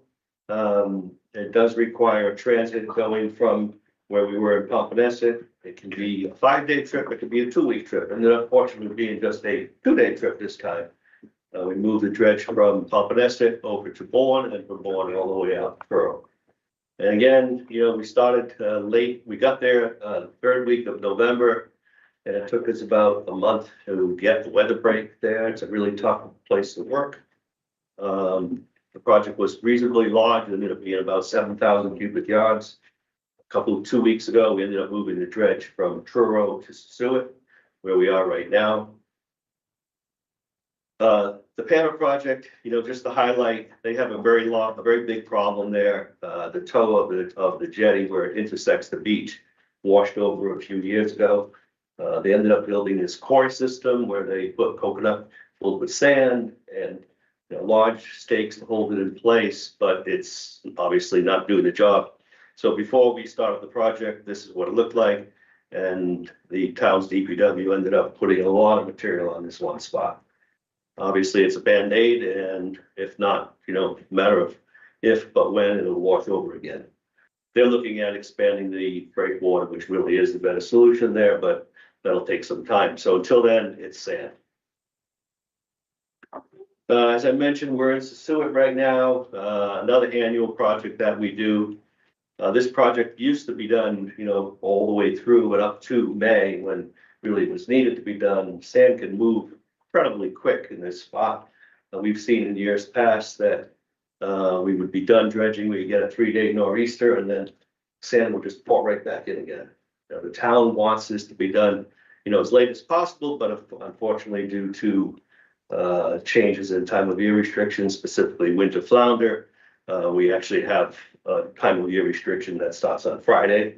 We'll get waivers to allow us to, you know, continue to dredge to get it done, but it's a challenging area. And right now it's frozen solid. So we are really, you know, kind of stuck right now with this week's weather for that dredge. Same thing on the south side. We have our other dredge. We have 2 dredges, by the way. We have a Ellicott 870, these are cut ahead suction dredges, and a Ellicott 670, 2 large dredges. And the other one here is in Parker's River, but unfortunately, same problem. River's just about frozen. There's a lot of pack ice in there right now. The guys have been spending the last couple of days just kind of keeping things from having more damage, thawing out, running heaters. And we're probably going to be, you know, hitting the pause button for the time being because it's just not safe right now to be out in the water and these cold conditions. This is a relatively small project for us. which we have 2 projects scheduled in Yarmouth. This is the first of 2. So what else is going on? You know, sort of our motto is dredge plans, God laughs, because we have a plan at night and the next day it's changed. We start a great schedule in September and it falls apart within weeks. You know, it's really a tough job and challenging to think we can control a plan. Planned projects. So, you know, we have a pretty big runway from now to the end of the year. We have a lot of time of year restrictions to contend with, the winter flounder, the birds, the plovers, horseshoe crabs, and everything in between. And we really have to manage those. And I think they are, you know, really we are past the point of they are controlling us and we're not controlling them. So we have a project in Bass River, the approach channel. We have 2 projects in Chatham that are pretty large that need to be done. Mill Creek entrance and approach channel, as well as Aunt Lydia's Cove and a very large shoal that's developed because of the break up to the north. The town of Chatham does not have their permit yet. They have 13 months now waiting to get it when it expired at the end of 24. But it's supposed to be any day now. And we're waiting to kind of position ourselves after one of these Yarmouth projects to move to Chatham for those 2 projects with the dredge that's over at Parker's River. Harwich has 3 projects and typically we do 2 out of 3. Although last year we did 2 of the ones that weren't scheduled just because of some changing conditions and the dynamics of the sand. It's really affecting some of the navigation, especially Saquatucket, which is, you know, a federal channel. Then after that, you know, we'll see what happens, and I'll talk about Falmouth in a second on the Falmouth project. So so there are 4 projects in Falmouth that Greg Fraser, your harbor master, has planned: Green Pond, Great Pond entrance channels, Falmouth Harbor, and the Eel Pond approach channel. So we will do condition surveys where we go out and survey the channels and see what shoaling there is, and then he will decide up to 3 of those projects will be done. What else are we doing? We have received a grant from the Mass Dredge grant last year, and we have until the end of this fiscal year to spend that money. More equipment, you know, we're constantly upgrading a lot of the old equipment that we've had.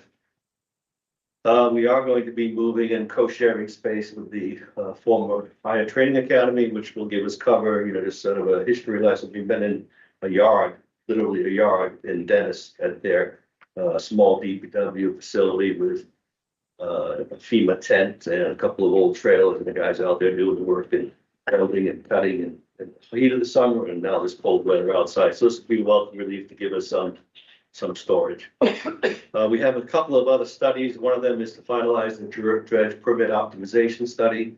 It's at our subcommittee right now, looking at some of the changes that we think we need to help the towns, because permit that the towns need is what drives our projects from the revenue standpoint.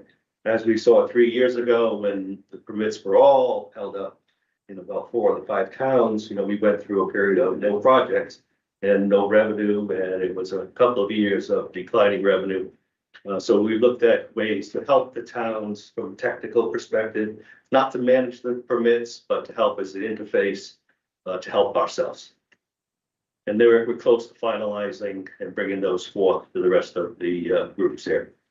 We also just completed a wage review study. The county dredge did not participate in the county's dredge review salary review that was done pre-COVID, because changes have been made organizationally. So we commissioned a small study to look at the rates we're paying our deckhands and crew, and to see what we need to help, you know, have a better compensation package. And another thing we're working on, soon to be working on, is that we need to have some way to adjust these dredge rates, because they need to have some flexibility in being able to move them up and down as conditions change. And this will be a new project for us. Just equipment here. Again, we're always purchasing new equipment, and we're very fortunate to have received this grant from the state this past year. So Falmouth, we'll move quickly through this and then we can have questions. So we've obviously been dredging in Falmouth since the program started 30 years ago, nothing new. Just about every single channel in town has been dredged. A few new ones are coming up, waiting for some permits to be, allowed for next season. So I won't go through all of the pages here, but, quite a few projects. You know, most we look at as small projects, medium projects. You know, some of the larger ones one that we recently did was about 4,500 cubic yards when we went inside of Great Pond embayment. And that one was, you know, a good project, a lot of challenges, but, a higher volume project. Most of the other ones, as you'll see in a second, you know, can be very small. The last time we did Falmouth Harbor in 2023, you know, a shoal is a shoal. So for us, whether it's a small shoal, like in this case was 694 cubic yards. It's an important shoal that needs to be done because of, you know, what it does to restrict the access in the channel. So we have smaller projects than that, and we have much larger projects than that. The Great Pond entrance channel, again, just about every single year this project is completed. Volumes are, again, very low, but a shoal is a shoal, and that's what we do. And it'll take us, you know, a couple of 3 days to mobilize for this project, a day of dredging, and then a couple of days to break down. In 2024, this is the one I just mentioned. This was an interesting project because we had to go under the bridge. And under the bridge means a lot of mobilizing. We had to take the spuds off to go under the bridge. And then when we got back on the other side, put the spuds back in again. And we dredged inside of the embayment. And then all the material, as you can see, all of your dump trucks were there, and they piled up all sand and moved it down along Surf Drive to build up a berm along the beach there.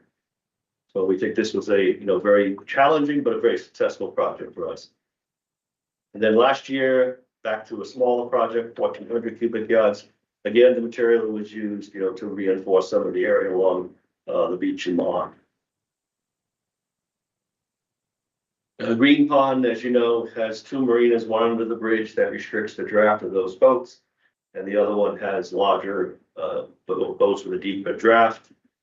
This project, just like Great Pond, you know, Greg, they always want to have it done as late as possible in the season, which presents its own challenges because you want to have it done so you don't have the backfilling and you have it as deep as possible. But then you run the risk of planning and you run the risk of us being there. And as we've seen at other times, you need to get a waiver. We have piping plovers. There's one pair of piping plovers that sits on the east side of the jetty there that caused a little challenge 2 years ago. But those projects, again, need to be done. It's a really important waterway. It's a very challenging spot when conditions can be rough, which typically in the springtime, you know, we're dredging right in the channel. A lot of swell comes in, so we can lose quite a few days. In 2024, you can see about 2,000. And this really is the larger of the inlets that we do in the ponds. And then last year, again, back to kind of that same 2,300 cubic yard of volume. Bourne's Pond, you know, as you know, this is one that you're working on to open, widen, and remove the bridge and all that. A really tough spot for us to work. It can have some really high volumes, very shallow. You can't dredge there at low tide because it's so shallow that the cuthead literally can't be on the bottom. The last time we did it was in 2024. It is not on the list for this year, primarily because of the planned work. Eel River last year, this was a very interesting project for us. As you can see, we were right inside, right at the spit on Washburn's Island. We took a little section of the spit that had grown, kind of like a mini version of what we see at Sampson Island in Boston, where massive spit goes out and chokes the waterway. You know, same challenge here. We reduced the dredging footprint to go ahead and it was about 5,000 cubic yards. Back to the embayment in Great Pond, just a couple of pictures, you know, to show what we actually had to do. You know, removing spuds sounds a lot easier than it might be, but it's incredibly difficult. They don't come out much unless they're in a shipyard.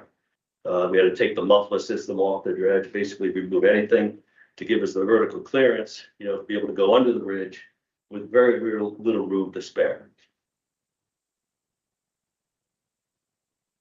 So, back to the Falmouth, our plan B. Right now, you know, we are trying to see, to take advantage of the possibility of using the Edgartown dredge to do some of the projects. Probably If it's the Green Pond and Great Pond and Falmouth, they would, the Edgartown would do all three of them. If it is just Green and Great, most likely, we would then need the Eel River approach chain. So we're trying to take advantage of an opportunity here, to manage the project. As if it's our project, we would be providing the shoreside services, the grading, the pipe management and the grading. And they would bring their dredge over. They have a much smaller dredge than ours, with a much smaller diameter pipe. And it's also kind of restricted on how far it can pump. But it fits perfectly for Green Pond and Great Pond and Falmouth Harbor, not Eel Pond. It would be too far. So we're talking logistics, really it's a win-win-win because it's freeing us up for us to do other projects and it's giving them revenue that they need and can use. And obviously for us, for the town to have those projects completed. And this year is sort of a unicorn year. Last year, they did not have any projects. They didn't have any projects permitted. So their dredge was not in the water and the cost of mobilizing and putting their dredge in the water really would have made it prohibitive. But now they just finished Tajmu Pond and now this gives them the opportunity to bring the dredge across and do a couple of these projects for us. And the plan really would be that we would survey all 4 projects next month, February. And then Greg would determine which ones he chooses. And then we'll see where we're at. We're stuck in Sissuit right now, literally frozen. But hopefully we'll get a thaw and that'll allow us to bring the dredge back over. But with the rest of the lineup that we had from Harwich and Chatham and now stuck in Yarmouth with that project, it's looking better and better that we might be using Edgartown to do these projects. And that is it. Terrific, Ken. Thank you very much. What I'd like to do is just focus on questions related to the Falmouth dredging. And I'll just start with our commissioners and then ask our Falmouth partners. Ron? Just quickly, obviously, if it would be in the interest of the selectmen and manager and Falmouth, we operate this as an enterprise fund. We've struggled to keep, basically balance the books, try to keep the cost down for the dredging. I know we have a dredge advisory committee. We're gonna have to look at that fee structure and make sure that we can cover expenses because we're faced with fiscal realities just like everybody else. So hopefully that won't happen, but Thank be aware of it. We inform them of any issues. Yeah, the reality is the list of projects, is unending. And the need is tremendous. There's literally not enough dredging days in any year to do what we're supposed to do on top of all the rest of the challenges that we have. Thanks, Ken. I'm gonna go to Heather. Heather, you have a question? Yeah, maybe along with could you say a little bit more about the flex rate program that you mentioned? Yeah, so last year, FY25 was the first year that we implemented the new rates that were approved by the assembly. This is the second year. What we had to do to get those rates to be changed, really was quite an effort. A study, having it validated, then going through the process. And we really can't do that again. So the idea that we're looking at with a company that's called Anchor QEA that specializes in dredging work, whether consulting, is to see if they could design a flex rate structure, taking in all the variables that you have indicated that what we would want to allow us to say, okay, we need to increase the rates $5, whatever the number is, by X%, to allow us to have the capacity to make more nimble changes, I guess would be the point. So that we're not waiting for 5 years to do another full study and then we're in deeper. And Michael, I don't know if you want to comment on that further. Yeah, I think thanks, Ken.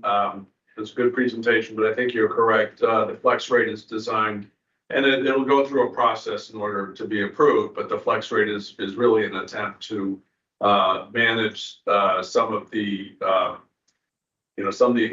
unknowns in the dredge world. As Ken pointed out, you have time of year restrictions, which can hit us any which way. You've got weather restrictions, as this week is pointing out. And so, and then permitting delays, which affect us too. So it's an opportunity for us to just see if there's a better way to set a rate, and broadcast that rate, to all the towns that participate, 14 of the 15 towns. So really, that's what we're looking at. Thank you. Jack, did you have a question? Yeah, I was just gonna say sorry, thank you. The governor's budget is supposed to come out in the next 2 hours or so. And I know that, you know, the last meeting, you know, you brought up the concern with Senator Fernandez and Senator Seer, the potentially cutting the program. So, I don't think that it'll be cut. We'll know for sure in the next few hours. I was refreshing my phone, seeing if it came up. They launched the website, but then it says coming with the actual link. We fall. Yeah, right. Yeah. But yeah, because this is so important, as you That's told great. me, for all of our towns. Well, we welcome any Yeah. updates you can provide. Yeah, I'll keep it. Thank you, Jack. Yeah. Doug, did you have a question? I was just gonna say, I was glad to hear Ken say that the rates could go up and down as needed, right? Yeah. That's true. Well, I think that's, you know, the point is that when relief is needed, then relief should come, but build up enough of reserve and we can absorb, you know, lowering back to some other level. I think that's the way it should be, rather than just continuing to burden our program and then independently the towns. Sounds good. But it's at early stages. I mean, I think we've identified that this would be something for us to look into to see if it's a better way to manage the rate structure.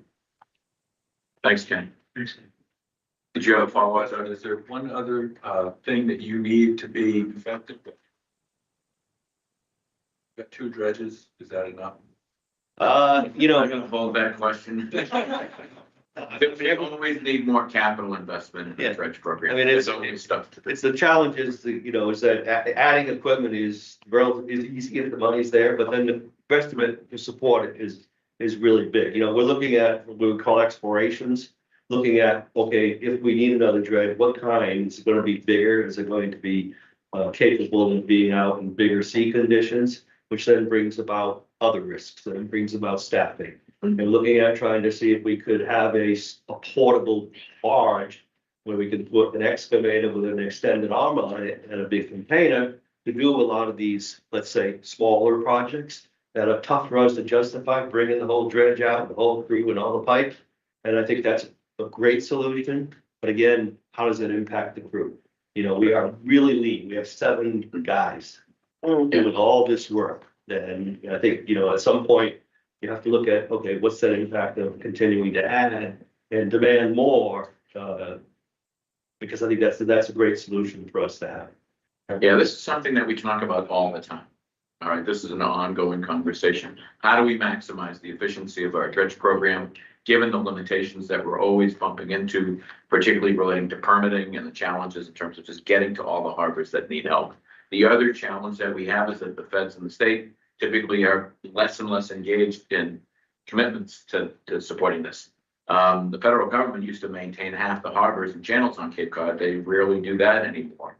And so we're always looking to find ways to get some financial support to sort of keep things going and keep us afloat while limiting the burden on the town. So it's a big challenge. Ken's done a wonderful job in terms of the balancing act. It's just unbelievable, the financial pressures that he's been sort of wrestling with, and he's done a superb job in helping make this all work.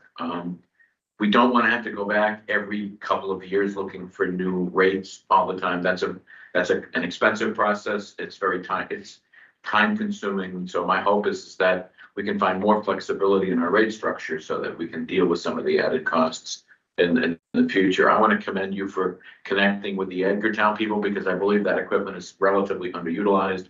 So if we can partner with them, that's a terrific opportunity for us. What I'd like to do before I continue on much further, I want to acknowledge Vicki Lowell, former county commissioner. Thanks for being here, Vicki. It's great to see you. Well, I'm about to leave, but I just want, for a historic note, the dredge program was really the child of John Doan when he was county commissioner. He was the one who saw the opportunity, the need, and felt that if the region could benefit from having a county service rather than each one trying to find a private contractor to do the work.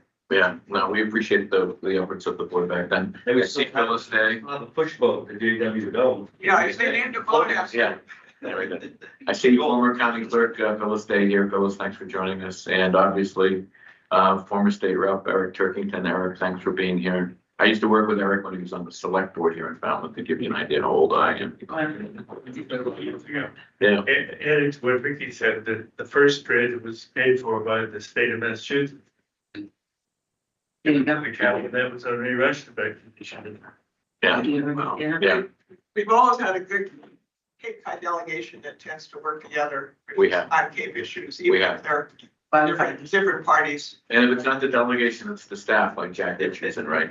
So we appreciate all that work. What I'd like to do in the interest of time, we're kind of pressed for time here.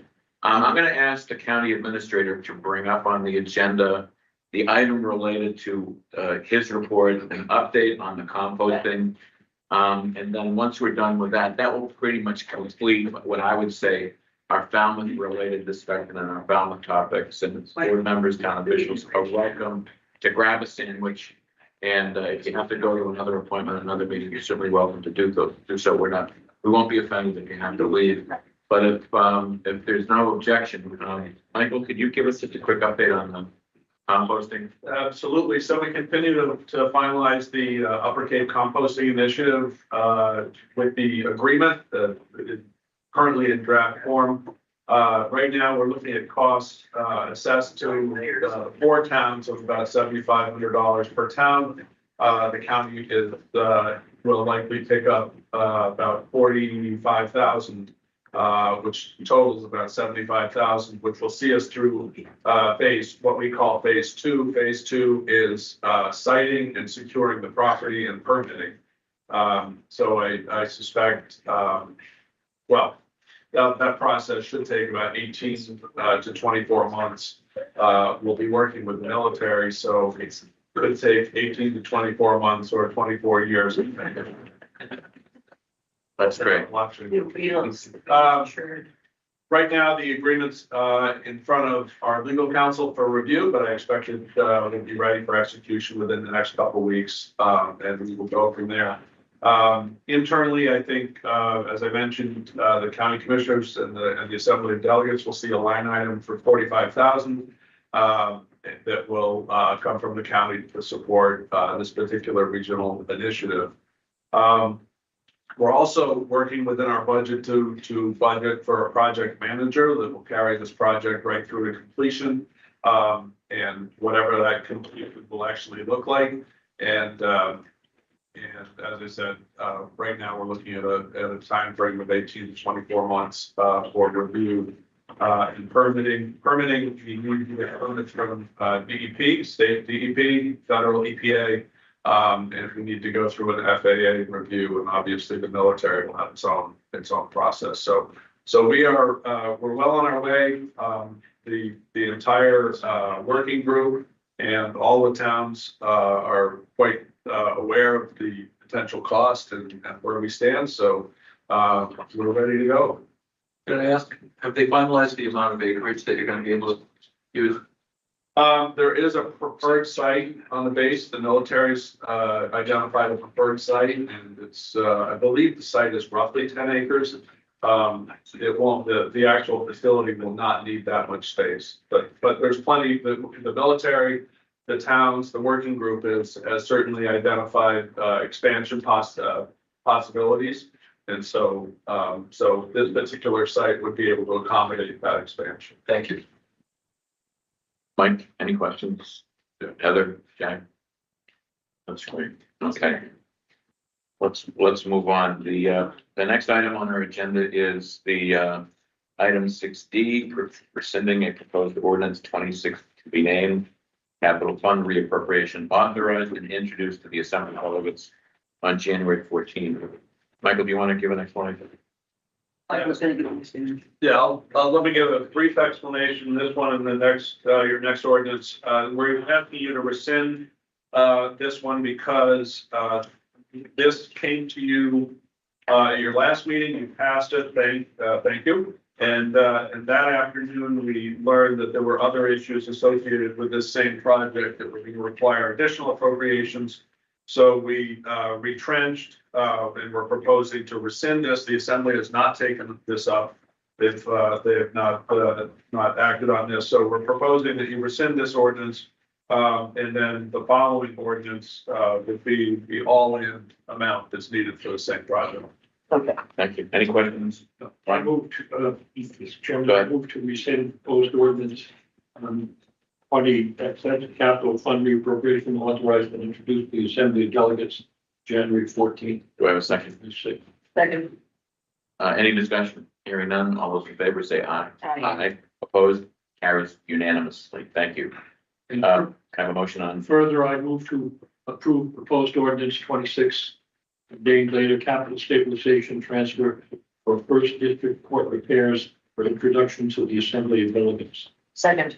Okay, I have a motion and a second. Any discussion? Hearing none, all those in favor say aye. Aye. Aye. Opposed? Carries unanimously. Item F is ordinance 2026-01. This is the capital budget that was amended by the Assembly. The administrator has approved the amendments and the adjustments. And then can I have a motion?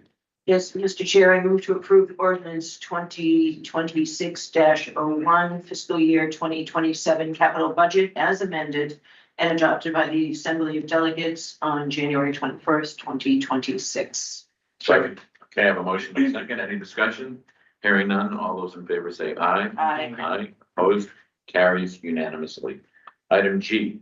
Yeah, Mr. Chair, I move to approve ordinance 2602 appropriating the sum of $3,719,215 to the Capital Stabilization Fund established in ordinance 2020-17 by transferring funds from the unreserved fund balance as amended and adopted by the Assembly of Delegates on January 21st, 2026. Second. Okay, any discussion? Hearing none, all those in favor say aye. Opposed? Carries unanimously. The next item is new business. Is there any other business that has not been reasonably anticipated? No. Great. Next item. A commissioner's consent agenda. Do I have a motion? Yes, Mr. Chair, I move to authorize the Commissioner's consent agenda, item 8A, as listed on the January 28th, 2026 agenda. Second. And this is one I that am going to abstain from this, so all those in favor say aye. I, Forrest abstains, let the record show. Thank you. The motion passes. The next item. is I move to authorize the Commissioner's consent agenda, item 8B through 8G, as listed on the January 28th, 2026 agenda. Second. Okay, a motion in a second. Any discussion? Hearing none, all those in favor say aye. Opposed? Carried unanimously. The next item on our agenda is commissioner reports. Do we have any reports from the county commissioners? Commissioner Bergstrom? Yeah, I would just to say that considering we had almost 2 feet of snow, I think the various public works department on Cape did a pretty good job. The roads were clear, even the side roads, and they were plowed. And we had some warning for this storm, and still I was impressed. I've seen other storms, but that didn't happen, so this one was, everybody did a good job. I concur with that, and all I can say is that it's wonderful being found. So other than that, thank you. Very good. We're going to move on to the next item, item 10, upcoming business. I'm going to turn this over to the administrator. How does our next meeting agenda shaping up? Agenda will be consumed mostly with county budget review for the commissioners and anything else that the commissioners would like to put on. That sounds great. Okay, next item is county administrator and staff reports. Are there any more staff reports? Reports from the administrator? I just have a couple of items. I just wanted to, again, as Commissioner Bergstrom alluded to, recognize the county staff, Chip Riley, who's our emergency preparedness director, and his group, as well as the AmeriCorps members for staffing the MAC. We did not need to open the MAC, the multi-agency coordination center, but it was staffed. We did not have to open it for this storm, but it was staffed, and it was a great opportunity for for sort of a training, to make sure that when we do have to activate it, it is ready to go, operating on all cylinders. And I think that we've covered pretty much everything, else. I just wanted to let you know, as it pertains to the dredge program, I did have a discussion with a number of WUI representatives and staff regarding possibly figuring out how we can actually quantify the economic impact of the dredge program to the Cape. I think that's an important thing for us to be able to do. I think instinctively, we know that the dredge program is important. It's been around for 30 years. It's really taken the place of the federal obligations and some of the state obligations with our navigable channels and now is sort of focusing, as Kevin alluded to, on some of the coastal erosion issues, mitigation issues, attempts, but we've never really fully assessed the impact of the Cape in a quantifiable way. So I'm hoping that we can really do that over the next year, and if all works well, we can do that with the WUI staff. Just a reminder for this group, the Association of County Commissioners is meeting in Plymouth. The Culinary Arts Department at Plymouth South High School on Friday, this coming Friday at 11 a.m. So just a reminder on this. And then just a couple of items related to the meeting. Our county entomologist is available to work with the tree wardens or Falmouth tree warden, certainly to do anything that the county can offer in terms of entomologist expertise. And I'll make sure that he connects with the tree warden in the manager's office. So, and I'll also connect with Ms. Renshaw on the human rights issues. The county does have a human rights advisory commission, and also has a human rights coordinator and who does great work, sometimes very quietly, but really does great work countywide. So if there's an opportunity for us to share any information with you, and probably more likely you sharing some sort of process ideas with us, and then we'll make sure that communication happens. So I appreciate that. That's great. Do we have any questions or comments for our administrator regarding his report? Doug, just. Doug?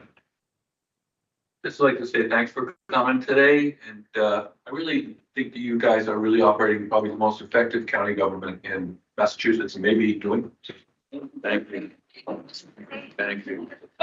Well, before we move to the next item, which is adjournment, I just want to thank the staff here at Town Hall, Mike Renshaw and your team for supporting us. I want to thank the select board for the outstanding work that you do in representing the community and giving us a chance to hear firsthand some of the great work that you're doing. As you can see, we collaborate a lot of things. We are vested in your success, and we enjoy working very much so with you and your department heads and your staff. It's a very, very productive collaborative effort that we very much cherish. And as you know, we're always available for a phone call. If there's something else that we need to talk about, and we have obviously a short list of items of things that we really want to talk with you on. So Thank you so much for being here with us today. Thank you. And I also want to thank our staff for the logistics, making sure that we're all organized and everything's working and everything's functioning. So thank you, staff. And so the next item on the agenda is adjournment. Do I have a motion? I move to adjourn. I will second. Okay, any discussion? Hearing none, all those in favor say aye. Aye. Opposed, it carries unanimously. And we're adjourned. Thank you. Thank you so much.